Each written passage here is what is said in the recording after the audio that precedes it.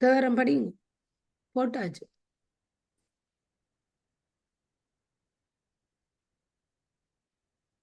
மறையுடையாய் தோளுடையாய் வாசடை மேல் வளரும் பிறையுடையாய் பிஞகனே என்றும்மை பேச நல்லால் குறையுடையாய் குட்டம் பொறாய் கொள்கையினால் உயர்ந்த நிறையுடையாய் இடர்களையாய் நெடுங்களம் மேயவனே. திருச்சிற்றம்பலம். திருச்சிற்றம்பலம். சைவ வினாவிடை. திருச்சிற்றம்பலம் முன்னுரை. நமச்சிவாய என்பார் உளரேல் அவர் தம் அச்ச நீங்கி தவணரு சேர்தலால் அமைத்து கொண்டதோர் வாழ்க்கையாகினும் இமைத்து நிற்பது சால அரியது. உய்வார்கள் உய்யும் வகை வாய்த்தது நந்தமக்கு இதோர் பிறவி மதித்திடுமென் என்று அறைகூவினர் நாவினுக்கு அரசர். இப்பிறவி பாவமானது அல்ல, இது இறைவன் நமக்கு கொடுத்த பெருங்கொடை. அரியதாகிய இந்த மனித பிறவியை நாம் பயன்படுத்த முதற்கண் நாம் இதன் நோக்கத்தை புரிந்து கொள்ள வேண்டும். இவ்வுலக வாழ்வு காரணமின்றி இறைவனால் ஏற்படுத்தப்பட்டது அன்று. இங்கு நமக்கு கிடைக்கும் நல்லனவும் தீயனவும் ஜாவையும் காரணமின்றி ஏற்படுவதன்று. இறைவன் காரணமின்றி பலவிதமான துயரங்கள் நிலவும் இவ்வுலகில் நம்மை வைத்திருந்தால் அவரை நாம் அப்படி கருணை வடிவானவர் என்று அழைக்க முடியும்? சைவ நெறி இதற்கு தகுந்த விடை கூறி நம்மை உய்விக்கிறது. ஆன்மாக்களாகிய நாம் யாராலும் படைக்கப்படவில்லை, இறைவனால் படைத்தாரெனில் அவர் படைக்காமல் இருந்திருந்தால் நாம் துன்பத்துக்கு ஆளாயிருக்க மாட்டோம். எனவே அவர் செய்தது கருணை உடையவராக செய்ததாக இருக்க முடியாது. தொன்று தொட்டு ஆணவம் என்ற மேலம் ஒட்டுண்ணி போல அழுந்தி இருந்தோம். எப்போதும் பேரின்பமயமாக உள்ள இறைவன் இவ்வாறு மலத்தால் துன்புறும் உயிர்களுக்கு இறங்கி அவை அம்மலத்தின் பற்றை விட்டு இன்பமயமான தன்னை பற்றுதல் பொருட்டு உடல், கருவிகள், உலகங்கள் மற்றும் போகங்களை படைத்தார். இறைவன் எல்லாம் வல்லமையும் உடையவர் என்றாலும் அவரால் இன்பத்தை ஊட்ட முடியுமே அன்றி அவ்வின்பத்தை நாம் தான் நுகர்ந்து சுவைத்து அனுபவிக்க வேண்டும். அந்த இன்பத்தை பெறுவதற்கு நாம் நம்மை ஆயத்தப்படுத்திக் கொள்ள வேண்டும். இனிப்பினை பிறர் தரவல்லவர் எனினும் நாமே அதன் சுவையை உணர வேண்டும். அச்சுவை பிறரால் நமக்கு தர முடியாது. அவ்வாறு நாம் சிறிது சிறிது பக்குவப்படுதல் பொருட்டே மேற்கூறிய உடல் முதலானவை படைக்கப்பட்டன. இவை நமக்கு தண்ணீரில் தத்தளிக்கும் எறும்புக்கு நீட்டிய குச்சி போல இன்பக்கரையை அடைய இறைவன் நமக்கு அளித்த பெருங்கொடையாகும். இறைவன் இத்தகு கருணை செய்த போது நாம் அதன் பெருமை உணராது குச்சியில் ஏறிய இரும்புக்கரை சேர கருதாது ஆடி மீண்டு நீரில் விழுவது போல நாம் செல்ல வேண்டிய நெறியை பெற்றாது இவ்வுடலை நாம் என்று மயங்கி வேண்டிக் கொண்டு வந்த தோண்டியை கூத்தாடி போட்டு உடைக்கின்றோம். இம்மயக்கத்தில் பலர் சேர வேண்டிய சிவகதிக்கு முயல்வதில்லை. இவ்வுலக வாழ்வையும் அழியாத இன்பமாக்கிக் கொள்வதில்லை. இவ்வாறு நாம் எண்ணும் எண்ணங்களே செய்யும் செயல்களே நல்ல வினை மற்றும் தீவினையாக இறைவனால் நமக்கு ஊற்றப்படுகின்றன. இறைவன் நமக்கு இவ்வினைகள் ஊட்டுவதன் காரணமாக தண்டிப்பதல்ல, திருத்துவதே. தவறுகளை எல்லாம் தண்டித்தால் அவர் எப்படி அருள் நிறைந்தவர் என்பது எவ்வாறு ஒரு தாய் தவறு செய்யும் குழந்தையை பழிவாங்கும் எண்ணமின்றி திருத்தும் நோக்கத்தில் மட்டுமே கடிந்து கொள்கின்றாளோ அதுபோன்றே தாயினும் நல்ல சிவபெருமான் நம்முடைய பெரிய வினை கூட்டத்தில் இருந்து சிறிது நமக்கு ஊட்டுகிறார். இதனை உணர்ந்து நமது உடல் மற்றும் நமக்கு கிடைத்த எல்லாமும் நமது அன்று சிவபெருமானுடைய உணர்ந்து அவர் மேல் பொழிந்துள்ள கருணையை நினைந்து பெருகின்ற அன்பு என்னும் ஒட்டு பொருளினால் அவரை பற்றி கொண்டால் இன்பமே என்னாலும் துன்பமில்லை என நாம் செய்ய வேண்டுமென அவ்வளவு. இவ்வாறு இறைவனின் கதிரொளி போன்ற இருள் கடந்த பெருமையினை அறிந்து இங்கு காணும் எல்லாவற்றையும் உண்மை உணர்ந்த உறுதியுடையவன் இறைவனின் பல நாமங்களை அதாவது பெருமைகளை கூறி வணங்குகிறான். அவ்வாறு அறிபவன் அமுதத்தை இங்கேயே பெற்றவன் ஆகின்றான். வேறு வழி ஏதும் அறியப்படவில்லை. ஜசூர் வேதம். இத்தகு பெருமக்கள் எப்போதும் இன்பமே வடிவான இறைவனின் தொடர்பிலேயே உள்ளதால் பிற துன்பங்கள் அவர்களால் நுகரப்படுவதில்லை. இவ்வுலக வாழ்விலே சிவமயமாக இன்பமயமாக திகழ்ந்து பின்னர் அவ்வின்பம் அடைய தேவைப்பட்ட உடல் முதலியன வேண்டாது இன்பம் நீங்காத சிவகதி அடைகின்றனர். கரும்பு தின்ன கூலியுமா வேண்டும். சேருமானின் தூள மந்திரமான நமசிவாய என்ற திரு அந்தளத்தை ஓதி அவர் மேல் அன்புற்றி இன்புறுவோம்.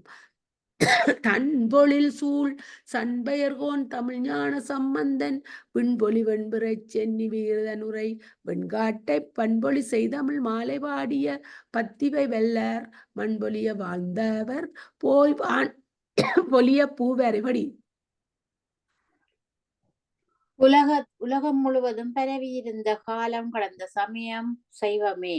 எல்லாம் கடந்தவரன் நம்மை வீக்கும் மொழி வடிவமானவருமான இறைவன் மேல் நம் அன்பை ஒருமுகப்படுத்தும் பொருட்டு சுடற்குறியாக, அதாவது லிங்கம் இயல்பாக இறைவனை தந்தது இச்சைவம். இச்சைவத்தின் அடிப்படையில் கூறுகள் பலவாறாக எடுப்போர் வண்ணத்திற்கேற்பவும் காலத்தால் திரியும் உலகின் பல பல சமயங்களில் உள்ளதை ஆராய்ந்து உணரலாம். இவ்வாறு முதன்மையானதும் தூய்மையானதுமான சைவத்தின் வழியாக வந்தவர்கள் தங்களுக்கு கிடைத்தது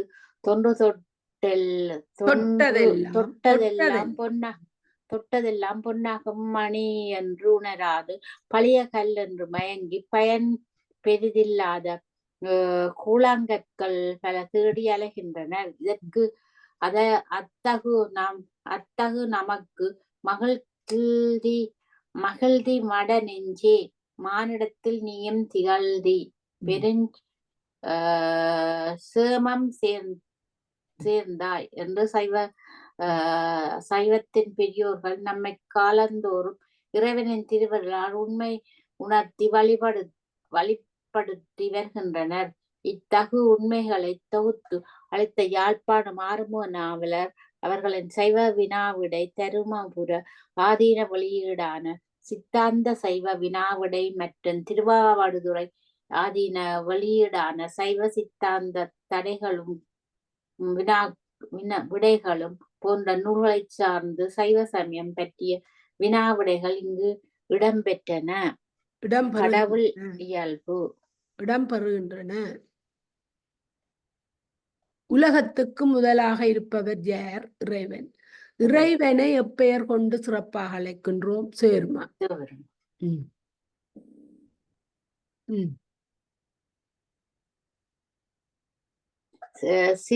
சிவபெருமான் எப்பெயர் கொண்டு சிவபெருமான் என்று ஏன் அழைக்கின்றோம்? சிவபெருமான் என்று ஏன் அழைக்கின்றோம்? சிவம் என்ற சொல்லுக்கு செம்மை, அதாவது பூரணத்துவம், மங்களமானது என்று பொருள். எல்லாவற்றிற்கும் மேலாக முழுமையாக தான் மங்களகரமாகவும் தன்னை சார்ந்தவர்களை மங்களகரமாக்குபவருமான இனிய இறைவனை சிவபெருமான் என்று அழைக்கின்றோம். சேருமான் எப்படிப்பட்டவர்? என்றும் உள்ளவர், எங்கும் நிறைந்தவர், எல்லாம் அறிபவர், எல்லாம் வல்லவர், தூயவர், அழிவிலா இன்பமுடையவர், யாருக்கும் ஆட்படாதவர்.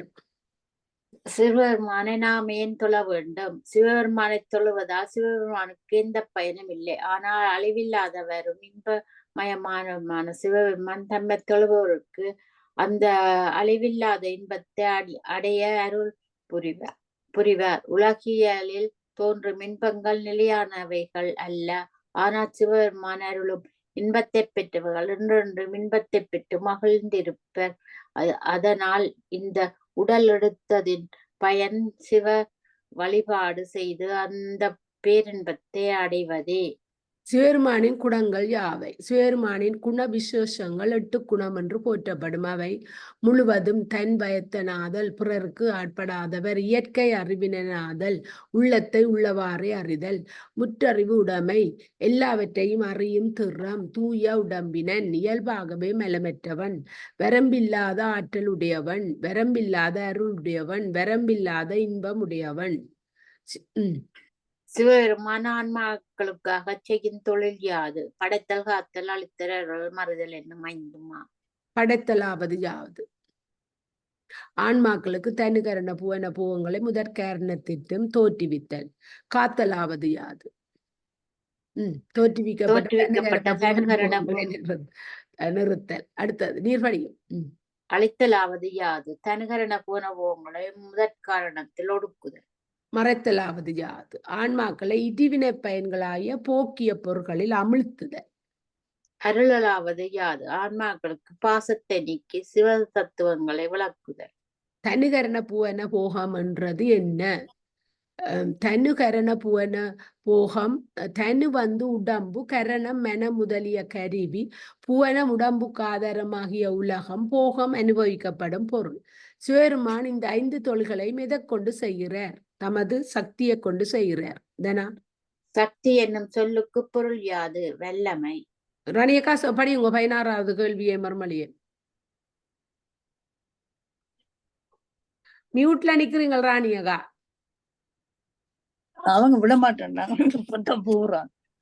சேருமானின் சக்தியா? உமாதேவியா?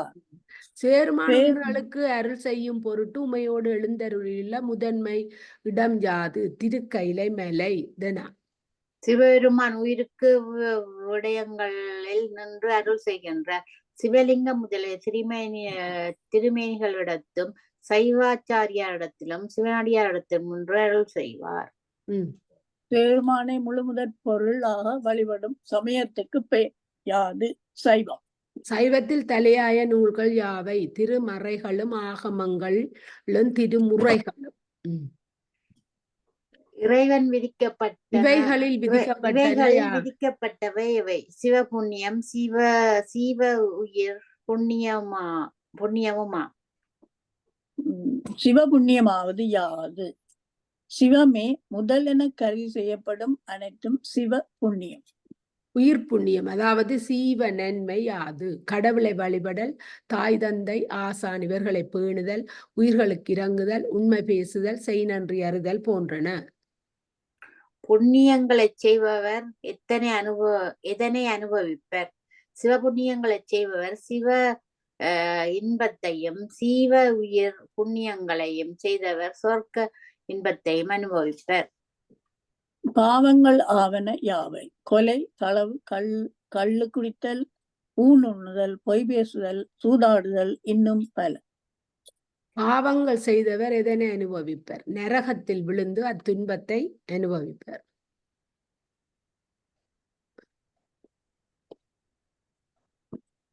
இனி இப்ப படிச்ச நாங்கள் கடவுளியல். இனி படைக்க போறது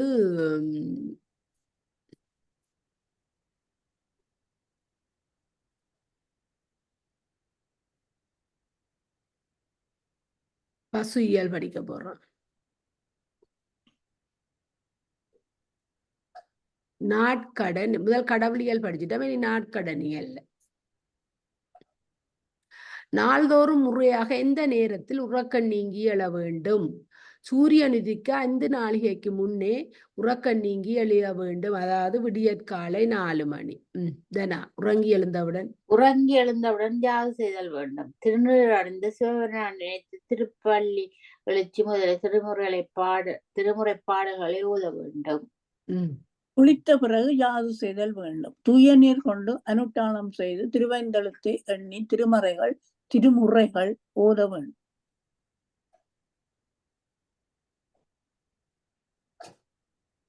திருமறை என்ன கமலா? வேதங்கள். சைவ சமயத்தோர் உடம்பில் அணிய வேண்டிய அடையாளம் யாது? திருநீறாவது அடுத்தாள் தனா. திருநீறாவது யாது? பசுவின் சாணத்தை நெருப்பில் சுடுதலால் உண்டாகிய திருநீறு. எந்த திருநீறு எந்த நிற திருநீறு பூசத்தக்கது? வெள்ளை நிறத்தில். திருநீற்றினை எதில் வைத்துக் கொண்டு அணிய வேண்டும்? பட்டு பையிலோ சம்பூடத்திலோ வைத்துக்கொண்டு அணிய வேண்டும். திருநீற்றினை எதற்கு திக்குமுகமாக இருந்து அணிதல் வேண்டும். வடக்கு முகமாகவே கிழக்கு முகமாகவே இருந்து அணியலாம்.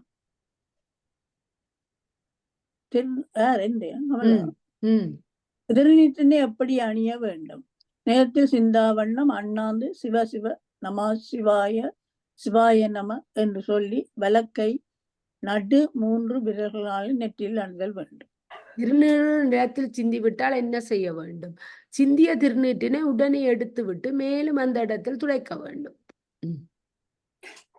திருநீற்றினை நடந்து கொண்டோ படுத்துக்கொண்டோ பூசலாமா? கூடாது. திருநீற்றை கட்டாயமாக அணிய வேண்டிய நேரங்கள் எவை? தூங்க போதும், தூங்கி எழுந்த போதும், பல் துலக்கிய உடனும், குளித்த உடனும், உணவு உண்ணும் முன்னும், உண்ட பின்னும், சூரியன் தோன்றி மறையும் போதும் திருநீறு அணிய வேண்டும். ஆசாரியர் சிவனடியார் திருநீறு தந்தால் எப்படி வாங்குதல் வேண்டும்? விழுந்து வணங்கி எழுந்து கும்பிட்டு 2 கைகளை நீட்டி வாங்குதல் வேண்டும். கடவுள் முன்னும் குரு முன்னும் அடியார் முன்னும் எப்படி நின்று திருநீறு அணிய வேண்டும்? முகத்தை திருப்பி நின்று அணிய வேண்டும். திருநீறு அணிதல் எத்தனை வகைப்படும்? 2 வகைப்படும். அவை நீர் கலவாது பொடியாக உத்தூளனம் அணிதல், நீர் கலந்து மூக்குறியாக திரிபுண்டரம் அணிதல், ஹோமம் செய்த நீட்டினை நெய்யில் குழைத்து அணிதல் ரட்சை என பெயர் வரும். திரிபுண்டரமாக தரிப்பதன் அறிகுறிய ஆணவம், கன்மம், மாயை என்னும் 3 மலங்களை நீக்கும் என்கிற குறிப்பு தோன்ற தரிப்பதுதான் திரிபுண்டரம். முக்குறியாக அணியத்தக்க இடங்கள் யாவை? தலை, நெற்றி, மார்பு, பொக்குள், முழந்தாள்கள் 2, புயங்கள் 2, முழங்கைகள் 2, மணிக்கட்டுகள் 2, விழாப்புறம் 2, முதுகு, கழுத்து என்னும் 16 இடங்களாம். முக்குறியாக அணியும் போது நெற்றியில் எவ்வளவு நீளம் அணிய வேண்டும்? 2 கடைப்புருவ எல்லை வரை அணிய வேண்டும். அதற்கு கூடாமலும் குறையாமலும் அணிய வேண்டும். மார்பிலும் புஜங்களிலும் எவ்வளவு நீளம் அணிய வேண்டும்? அவ்வாறங்குல நீளம் அணிய வேண்டும். மற்ற இடங்களில் எவ்வளவு நீளம் அணிய வேண்டும்? ஒவ்வொரு அங்குல நீளம் அணிய வேண்டும். முக்குறிகளின் இடைவெளி எவ்வளவினதாய் இருத்தல் வேண்டும்? ஒவ்வொரு அங்குல அளவினதாய் இருத்தல் வேண்டும். ஒன்று தீண்டல் ஆகாது. சைவ சமயத்துக்கு விபூதி ருத்ராக்கம் முக்கியமானதற்கு காரணம் என்ன? பரமசிவனுடைய திருமேனியிலும் திருநேத்திரத்திலும் உண்டானமையால் முக்கியமாயின. அவைகள் உண்டான வகை எப்படி? பரமசிவனுடைய அக்கினி போன்ற திருமேனி மேல் இயல்பாக பூத்ததுவே அனாதியான விபூதி. பின்பு தேவர் முதலிய சராசரங்களை எல்லாம் இறுதி காலத்தில் நீராக்கி தம்முடைய திருமேனியை தரித்தருளியவரே அது ஆதி விபூதி. நெருப்பின் மேல் நீரு பூத்திருப்பதை இப்போது திருஷ்டாந்தமாக காணலாம். அதனை அணிவதால் என்ன பயன் என்ன? பாதகங்கள் எல்லாம் நீங்கும் என்றும், அப்படி கொண்ட விபூதியை பசுவின் சாணத்தினால் விளைக்க வேண்டும் என்றும், அப்படி விளைப்பதில் கற்பம், அனுகற்பம், உபகற்பம் என 3 விதி உண்டென்றும், அவற்றுள் ஒரு விதிப்படி விளைவித்து தரித்து கொள்ள வேண்டும் என்றும் ஆகமங்கள் சொல்லுகின்றன. கற்ப விதியாவது எப்படி கொத்தது அப்படியே அது என்ன கொத்தது முந்தி கதைக்கிற மாதிரி போட்டிருக்கு. கற்பவதி யாவது எப்படி கொத்தது. நோயற்ற நல்ல பசுக்களை பரிசுத்தமுள்ள தொழுவத்தில் சேர்த்து அவைகள் இடுகிற சாணத்தை பூமியில் விழவிடாமல் தாமரை இலையில் சத்தியோசாத மந்திரத்தால் எடுத்துக்கொண்டு மேலுள்ள வலுவை நீக்கிவிட்டு வாமதேவத்தால் பஞ்சகவியம் விட்டு அகோரத்தால் பிசைந்து தற்புரத்தால் உருண்டையாக்கி சிவமந்திர ஓமத்தால் உண்டான சிவாக்கினியில் சேர்மான் திருவடிகளை நினைந்து இட்டு பக்குவமாக வெந்த பிற்பாடு எடுத்து புது பானையிலிட்டு வேண்டிய மட்டில் விபூதி கோவிலில் வைத்துக்கொண்டு பூமியில் சிந்தாமல் தரித்து கொண்டால் செனன மரண துக்கம் நீங்கி மோசம் அடையலாம். இவ்வாறு விளைவிப்பதுதான் கற்ப விதி.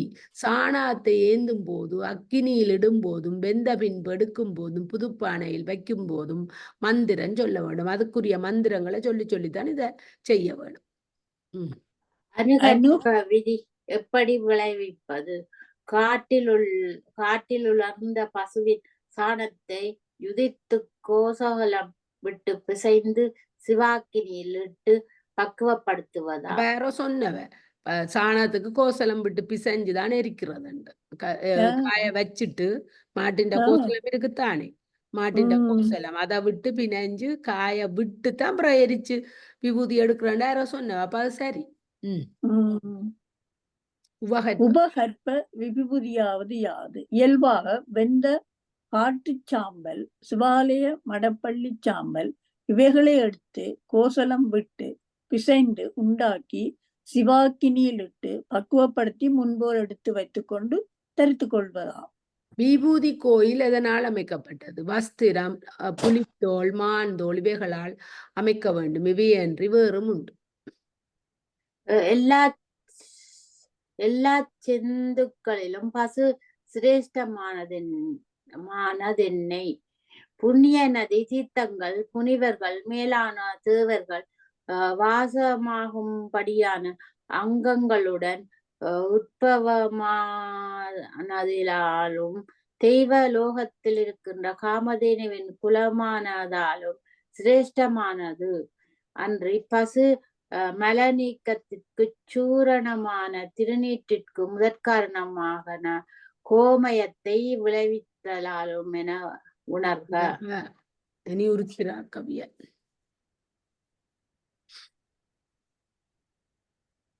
உருத்திராக்க இயல். விபூதி தரித்து கொண்டாலே போதுமே, உருத்திராட்சமும் தரித்து கொள்ள வேண்டியது என்ன? விபூதி உருத்திராட்சமும் சிவசின்னமாகியால் அவ்விரண்டுமே தரிக்க வேண்டும். இதுவுமன்று விபூதியானது சில வேளை வியர்வை, மழை முதலியவற்றால் மறைந்து போனாலும் உருத்திராட்சம் இருந்தால் தோஷம் இல்லை. ராட்சதரால் பீடிக்கப்படுகின்ற பாவம் அணுகாது. உருத்திராட்சம் எவ்விதத்தில் எவ்வாறு உண்டாகியது? தேவர் திரிபுரத்து அசுரர்களாலே தங்களுக்கு நிகழ்ந்த துன்பத்தை விண்ணப்பம் செய்து கொண்ட பொழுது திருக்கையிலே உடையாரின் 3 திருக்கண்கள் என்றும் பொழிந்த நீரன் தோன்றிய மணியாம். இந்த காரணத்தினால் இதற்கு உருத்திராட்சம் என்ற பெயர் உண்டாகியது.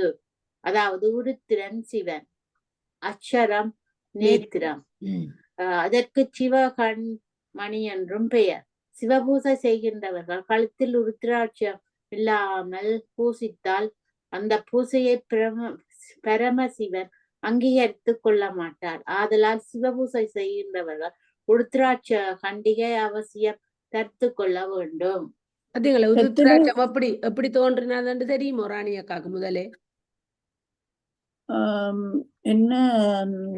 தேவர்கள் திரிபுரத்து அசுரர்களாலே தங்களுக்கு நிகழ்ந்த துன்பத்தை விண்ணப்பம் செய்து கொண்ட அவைகள் அசுரர்கள் அவைய கஷ்டப்படுத்த அவற்றை 3 கண்களில் இருந்து எனக்கு முதலே தெரியும் கண்ணீர் அதுதான் உருத்திராட்சமா வந்தது. சொல்லி முடியும் என்னது? வாசிச்சத இதுல இருக்கிற வாசிக்கிறா. இதுல இருக்கிற தேவர்கள் கண்ணீர் சிவந்த நீங்க கவனிக்கல ராணிய கதை நான் உங்கள்ட்ட கேக்குறேன். இப்ப உருத்திராட்சம் அவ்விடத்துல உருத்திராட்சம் என்னண்டு வந்தது கண்டு இதுல விவரம் தனா வாசிச்சவா என்ன சொல்லுங்க. கண்ணால விழுந்தது அத நாங்கள் கட்டோன் பண்ணதுக்காகத்தான் இயற்கையாவே அதுக்கு ஓட்டை இருக்குதுன்னா. மற்ற மணியாளுக்கு அப்படி ஓட்டை இல்லை, இதுக்கு இயற்கையாவே ஓட்டை இருக்கு. பாருங்க அவற்ற இங்க இதுல இப்ப தானா வாசிச்சவ நான் அதை கேக்குறேன். நீங்க இருந்து போட்டு தெரியாம இது முதலே எங்களுக்கு தெரிஞ்சிருக்க வேணும். உருத்திராக்கம் எப்படி வந்தது?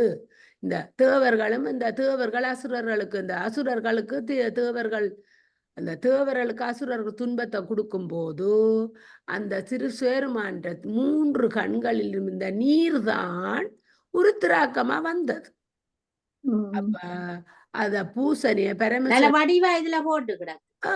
தேவர்கள் திரிபுரத்து அசுரர்களாலே தங்களுக்கு நிகழ்ந்த துன்பங்களை விண்ணப்பம் செய்து கொண்ட போது திருக்கையிலே உடையாரின் 3 திருக்கண்களிலிருந்தும் பொழிந்த நீர தோன்றிய மணியா. சரி, அடுத்த ராணிய கவாசிங்க. எத்தனை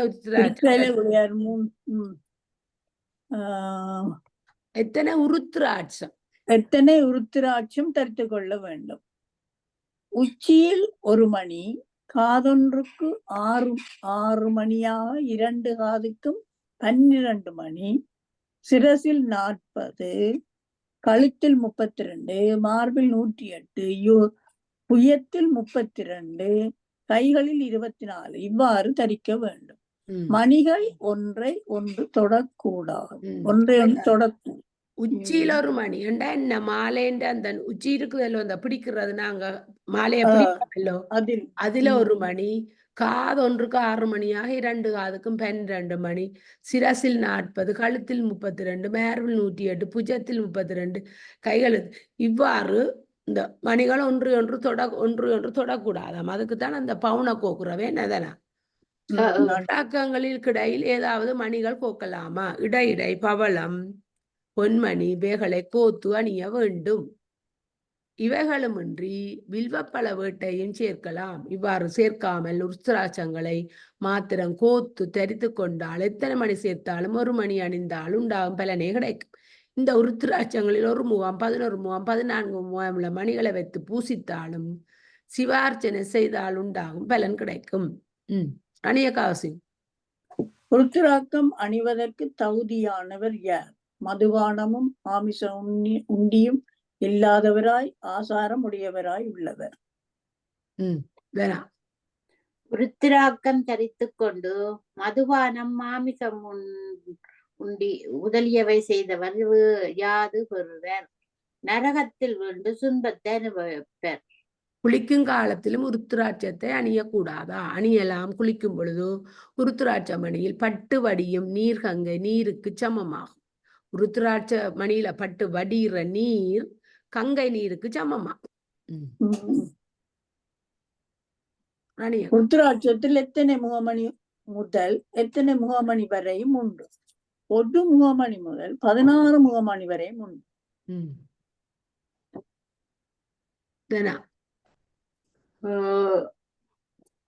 உருத்திராட்ச மணியை எப்படி கோத்து தத்தல் வேண்டும்?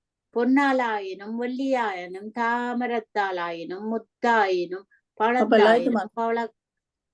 பவளங்களாயினும் இடையிடையே இட்டு முகத்தோடு முகம் அப்படி அடியோடு அடியும் பொருந்த கோத்து தரித்தல் வேண்டும். தெளிவா வாசிக்கணும். பொன்னியிலாயினும் வெள்ளியிலாயினும் தாமிரத்தாளாயினும் முத்தாயினும் பவளமாயினும் பளிங்காயினும் இடையிடையே இட்டு முகத்தோடு முகம் அடியோடு அடியும் பொருந்த கோத்து தரித்தல் வேண்டும். ராணியக்கா உனக்கு புராணம். உருத்திராக்கம் நான் படிக்கிறேன். உருத்திராக்கம் தரிக்கத்தக்க இடங்கள் யாவை? குடுமி, தலை, காதுகள், கழுத்து, மார்பு, புஜங்கள், கைகள் என்பனவா? அடுத்தது இடங்களில் இத்தனை மணி தரித்தல் வேண்டும் என்னும் முறை உண்டோ? ஆம். தலையிலே 22 மணியும், காதுகளில் ஒவ்வொரு மணியும், கழுத்திலே 32 மணியும், புயங்களில் தனித்தனி 16 மணியும், கைகளிலே தனித்தனி 12 மணியும், மார்பிலே 108 மணியும் தரித்தல் வேண்டும். இந்த இடங்கள் எல்லாவற்றிலும் எப்போதும் உருத்திராக்கம் தரித்து கொள்ளலாமா? காதுகளிலும் கண்டத்திலும் எப்போதும் தரித்து கொள்ளலாம். மற்ற இடங்களில் எனில் தூக்கத்திலும் மலசல மோசனத்திலும் அணிந்து கொள்ளலாகாது. உருத்திராக்கம் அணிவதற்கு அறிகுறி சிவருமானிய திருக்கண்ணில் தோன்றும் திருவரு பேட்டிற்கு அறிகுறி.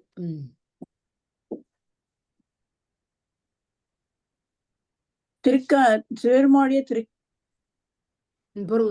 சிவ மூல மந்திர இயல் நான் பார்த்து சைவ சமையல் முறையாக எண்ண வேண்டிய மூல மந்திரம் யாது? திருவைந்தெழுத்து. இப்ப ராணிய கவடிங்க. திருவைந்தெழுத்தாவது யாது? திருவைந்தெழுத்தாவது யாது?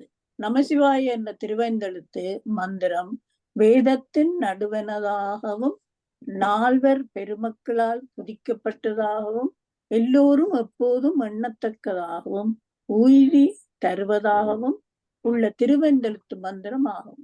இது தூல பஞ்சாக்கரம் எனப்படும். சூக்குமம், காரணம் என்ற திரு பஞ்சாக்கரங்கள் உண்டு. சிறப்பு பஞ்சாக்கரங்கள் உண்டு. குருநாதர் மூலம் திருவெந்தெழுத்து உள்ளிருத்த பெற்றவர்கள் அந்த திருவெந்தெழுத்து மந்திரத்தை ஓதுவது சால சிறந்தது. திருவெந்தெழுத்தை திருவந்தெழுத்தது எண்ணத் தகுதியுடையவர் யாவர். எந்த பாகுபாடுமின்றி எல்லோரும் மனதில் அன்புடன் திருவந்தெழுத்து எண்ணி இருக்க வேண்டும். குறிப்பு: கீழ்வரும் விடைகள் மந்திர ஜபம் செய்யும் முறையை சொல்லுகின்றன. மற்றபடி எங்கும் எப்போதும் எல்லோரும் திருவந்தெழுத்து எண்ணி இருத்தலே சிறப்பு. துஞ்சலும் துஞ்சலில்லாத போல்டினும் நெஞ்சகம் நைந்து நேமின் சம்பந்தர். திருவந்தெழுத்தில் எழுத்திலே எத்தனை முறையை கணிக்க வேண்டும்? 108 ரூபாயினும் 10 ரூபாயினும் முறையாக கணிக்க வேண்டும். எப்படி இருந்து கணிக்க வேண்டும்? முழங்கால் 2ஐயும் மடக்கி காலோடு காலை மடக்கி இடைத்துடையின் உள்ளே வலப்புற காலை வைத்து 2 கண்களும் மூக்கு நுனிய பொருந்த நிமிர்ந்து கொண்டு அமைதியான சீரான மூச்சுடன் கணிக்க வேண்டும். திருவந்தெழுத்தை கணிக்கிறதா சொல்லுறது ராணியகா. அப்படி இருந்து கணிக்க வேண்டும். ஓம் நம சிவாய, ஓம் நம சிவாய, ஓம் நம சிவாய. திருவந்தெழுத்தை கணிக்கும் போது மனம் எவ்வாறு இருக்க வேண்டும்? மனம் சிவபெருமானிடத்தில் அழுந்தி கிடக்க வேண்டும். நிற்கும் போதும் நடக்கும் போதும் இருக்கும் போதும் கிடக்கும் போதும் மற்ற எத்தொழிலை செய்யும் போதும் மனதை எதில் பதித்தல் வேண்டும்? உயிருக்குயிராகிய சுயருமானுடைய திருவடிகளில் மனதை பதித்தல் வேண்டும். மந்திர உபதேசம் பெற்றவர் குருவுக்கு யாது செய்து கொண்டு சபித்தல் வேண்டும். குருவை வழிபட்டு அவருக்கு வருடந்தோறும் இயன்ற தட்சணை கொடுத்து கொண்டே சபித்தல் வேண்டும். திருவந்தெழுத்தை முறையாக ஒரு காலத்திற்கு எத்தனை உரிச்செலுவித்தல் வேண்டும்? 108 உருவாயினும் 50 உருவாயினும் 25 உருவாயினும் 10 உருவாயினும் நிச்சயமாக செவித்தல் வேண்டும். கணித்தற்கு எதை கொண்டு உரு எண்ணல் வேண்டும்? செபமாலையை கொண்டாயினும் விளக்கை விரலிறையை கொண்டாயினும் உரு எண்ணல் வேண்டும். அதாவது விரலிறை, கட்டை விரல். செபமாலையை என்ன மணி கொண்டு செய்வது உத்தமம். உருத்திராக்க மணி கொண்டு செய்வது உத்தமம். செபமாலைக்கு எத்தனை மணி கொள்ள தகு? இவ்வாழ்வான் 27 மணியும் துறவி 25 மணியும் கொள்ளத்தக்கதாகும். இல்வாழ்வான் 108 மணி 54 மணிகளால் சிவமாலை செய்து கொள்ளலாம். ராணியக்கா, நீதான் செபமாலைக்கு எல்லா முகமணியும் ஆகுமா? 2 முகமணியும் 3 முகமணியும் 12 முகமணியும் 13 முகமணியும் செபமாலைக்கு ஆகாவாம். அன்றியும் எல்லா மணியும் ஒரே விதமாகிய முகங்களை உடையனவாக கொள்ளல் வேண்டும். பலவிதமாகிய முகமணிகளை கலந்து கோத்த செபமாலை ஆகாது. அந்த 5 முகம் 2 முகம் 3 முகம் இருக்கல்லோ, அப்ப அதுக்கு கலந்து மிக்ஸ் பண்ணி கோத்த மாலை செய்யக்கூடாதாம். 2 முகமணி இல்லாட்டி 3 முகம் இல்லாட்டி 12 மணி 13 முகமணி சமமாக்கு கூடாதாம். அன்றியும் அப்ப நானுங்க அங்க 5 முகம்தான் எனக்கு கேப்பினேன். செபமணிகளை எதனாலே கோத்தல் வேண்டும்? வெண்பட்டினாலேனும் பருத்தினாலேனும் 27 இலையானால் ஆக்கிய கயிற்றினாலேனும் கோத்தல் வேண்டும். செபமாலை எப்படி செய்தல்? சிவமாலை எப்படி செய்தல் வேண்டும்? முகத்தோடு முகம் அடியோடு அடியும் பொருண்ட கோத்து ஒன்றையொன்று தீண்டா வண்ணம் இடையே நாகவாசம் இடையிடையே நாங்கள் அந்த சொல்லுகளை விட்டுட்டா அந்த கருத்து விளங்காது. அதுக்காக நான் திருப்பி சொல்றேன் உங்களுக்கு. ஒன்றை ஒன்று தீண்டாவிண்ணம் இடையே என்று சொல்றதுக்கும் இடையே என்று சொல்றதுக்கும் வித்தியாசம். இடையிடையே நாகவாசம், பிரமகிரந்தி, சாவித்திரி என்பவைகளுள் இயன்றதொரு முடிச்சை இட்டு வடநூனி இடையே 2ஐயும் ஒன்றாக கூட்டி அதிலே நாயக மணியை ஏறிட்டு கோத்து முடிந்து கொள்ளல் வேண்டும். நாயகமணிக்கு மேருமணி என்றும் பெயர். செபமாவது யாது? தியானிக்கப்படும் பொருளை எதிர்முகமாக்கும் பொருட்டு அதனை உணர்த்தும் மந்திரத்தை உச்சரிக்கலாம். மந்திரம் என்பதற்கு பொருள் யாது? நினைப்பவர் என்ற முறைக்கு ராணியக்கா படிச்சுட்டா. மந்திரம் என்பதற்கு பொருள் யாது? நினைப்பவனை காப்பது என்பது பொருள்.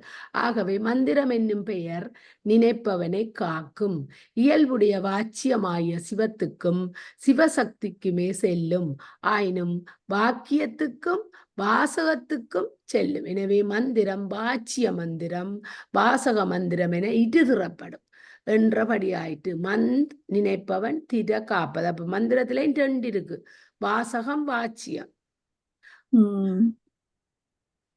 மானசமாவது யாது? நான் நுனி உதட்டை தீண்டாமல் ஒருமை பொருந்தி மனதுக்குள்ள சொல்றது மானசம். உவாஞ்சுவாவது யாது? தன் செவிக்கு மாத்திரம் கேட்கும்படி நான் உனி உதட்டை தீண்ட மெல்ல செவித்தலாம். இதற்கு மந்தம் என்றும் பெயர். வாசகமாவது யாது? அருகில் இருக்கும் பிறர் செவிக்கு கேட்கும்படி செவித்தலாம். இதற்கு பாஷ்யம் என்று பெயர். ராணியக்கா. இம்முவகை செவமும் பலத்தினால் ஏற்ற குறைவுடையனவா? ஆம், வாசகம் 100 மடங்கு பலமும் வாஞ்சு 10,000 மடங்கு பலமும் மானசம் 1,000,000 மடங்கு பலமும் தரும். எந்த திக்கு முகமாக எப்படி இருந்து செபித்தல் வேண்டும்? வடக்கு முகமாக வேணும், கிழக்கு முகமாக வேணும், மலப்பலகை, துணி, இடத்தின கம்பளம், மாந்தோல், புலித்தோல், தருப்பை என்னும் ஆசனங்களில் இயன்றதொன்றிலே முழந்தாள் 2 மடக்கி காலோடு காலை அடக்கி இடத்தொடையினுள்ளே வெள்ளப்புறங்காலை வைத்து 2 கண்களும் மூக்கு நுனியை பொருந்த நிமிர்ந்திருந்து கொண்டு செபித்தல் வேண்டும். எப்படி இருந்து செபித்தல் ஆகாது. சட்டை இட்டு கொண்டு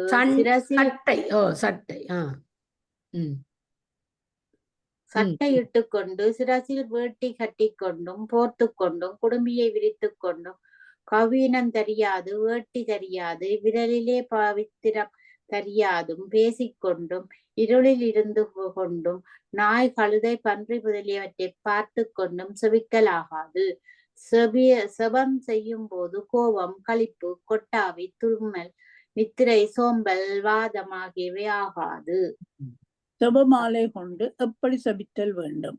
பிறர் கண்ணுக்கு புலப்படா வண்ணம் பரிவட்டத்தினால் மூடப்பட்ட செபமாலையை வாசகமாக செய்ப்பதில் சுட்டு விரலும் மந்தமாக செபிக்கின் நடுவிரலும் மாசமாக செபிக்கின் ஆழி விரலும் வைத்து சுயர்மானுடைய திருவடிகளை மனதில் நினைத்து கொண்டு பெருவிரலினாலே நாயகமணியை அடுத்த முகன் மேனோக்கி மணியை கூடுதலா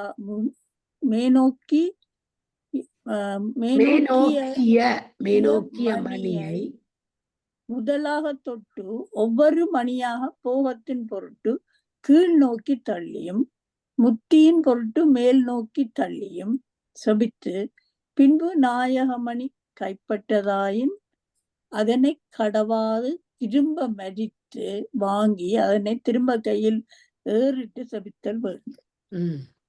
செபிக்கும் போது சிவமாலையின் மணிகள் ஒன்றோடொன்று ஓசைப்படலாகாது. திருவெந்தெழுத்து செபத்தால் பயன் என்ன? திருவெந்தெழுத்தின் பொருளை அறிந்து சேருமான ஆண்டவன் தான் அடிமை என்னும் முறையை மனத்தகத்தை வலுவாமல் இருத்தி அதனை விதிப்படி மெய்யன்போடு செபித்து கொண்டு வரின் விறகினிடத்தே அக்கினி பிரகாசித்தல் போல ஆன்மாவிடத்தை சேருமான் பிரகாசித்து மும்மலங்களை நீங்கும்படி எப்போதும் இன்புற்றிருக்கும் ஞானானந்த சாதித்து அருளுவர். எல்லாம் படிச்சுட்டான். திருச்சிற்றம்பலம். ஓம் நம